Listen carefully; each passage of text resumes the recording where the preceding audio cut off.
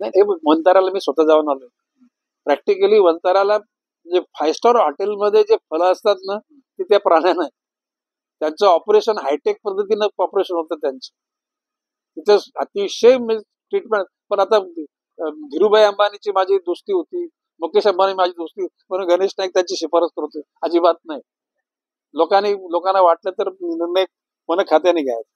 म्हणजे त्यांना काय त्या प्राणी काय समून त्याचे म्हणजे मी असं म्हणतो की 2,000 रुपयाची नोट पडली ना, ती उचलायला मुकेश अंबानी गेला ना, तर तेवढ्या कालखंडात 2 लाख रुपये त्याचा प्रॉफिट जातो कोणाचा.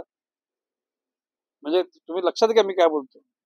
म्हणजे ती 2,000ची नोट उचलण्याकरता जेवढं जाईल ना, तेवढ्यात 2 लाख रुपयाचा त्याचा प्रॉफिट वाढलेला असतो. म्हणजे दे आर नॉट बियॉन्ड मनी.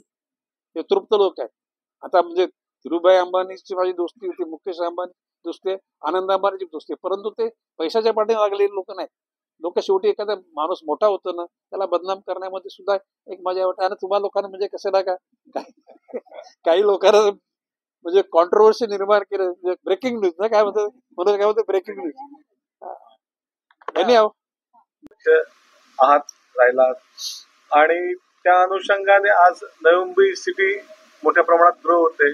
आता नवी मुंबईला रिडेव्हलपमेंटचे डोळे लागलेले आहेत. मोठ्या प्रमाणात रिडेव्हलपमेंट सुरू झालेलं आहे मुंबईत.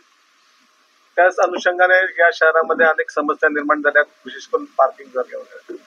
अशा परिस्थितीमध्ये नुकताच युडीने एक GR काढलाय आणि नवी मुंबईतल्या कमर्शियलचा जो R+C सिडको जी 15% फक्त कमर्शियलसाठी रिझर्व ठेवत होती, ते आता युडीने 100% करायला परवानगी दिली आणि त्यासाठी तो GR काढला आणि त्याचं सजेशन ऑब्जेक्शन मागवलेलं आहे.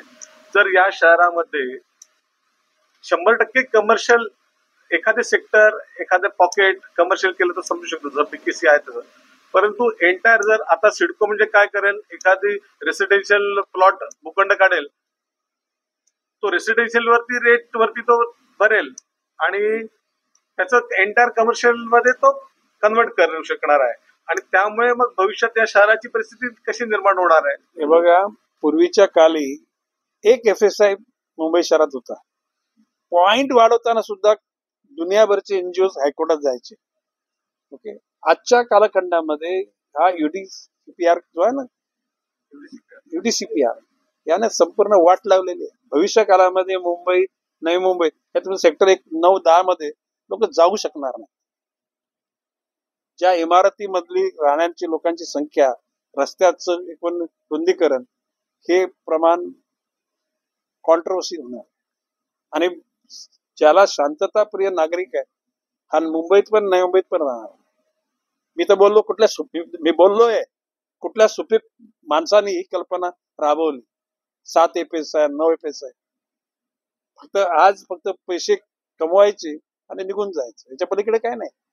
सिडको एक लोकांच्या हिताकरता सिडकोचे आता अधिकारी ठीक आहे, पण मधल्या काळात जे सिडकोचे अधिकारी होते ना, लोकांच्या हिताची जपणूक नाही केली त्या लोकांनी. त्याने फक्त पैसे कसे मिळतील हाच विचार केला. पण मग आता नवी मुंबईचा जो ऱ्हास होत चाललेला आहे तो रोखण्यासाठी नवी मुंबईचा नाही, MMRDचा ऱ्हास होणार आहे. मान्य, पण हे रोखणं तर आपलं एक लोकप्रतिनिधी म्हणून.